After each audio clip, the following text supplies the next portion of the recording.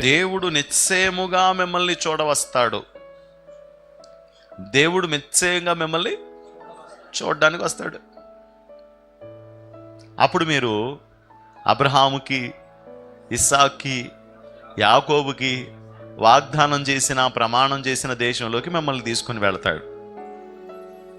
కాబట్టి మీరు ఆ విషయాన్ని గమనించండి.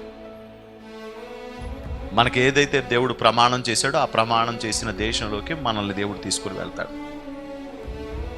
ఈ లోకయాత్రలో మనకి దేవుడు ఒక ప్రమాణం చేశాడు.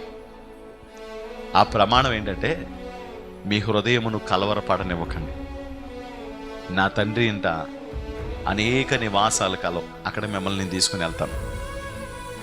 అక్కడ మీ అందరికీ ఎవరి ఇల్లు వాళ్ళకి ఏర్పాటు చేయడానికి నేను సిద్ధపరచడానికి వెళ్తున్నాను. మీ అందరికీ నేను నివాసాలు ఏర్పాటు చేయడానికి నేను వెళ్తున్నాను, స్థలాన్ని సిద్ధపరచడానికి నేను వెళ్తున్నాను అని చెప్పాడు. అంటే ఇప్పుడు మనందరి నిరీక్షణ ఏంటండి? మనం రేపు దేవుని రాజ్యంలో ఉంటాం.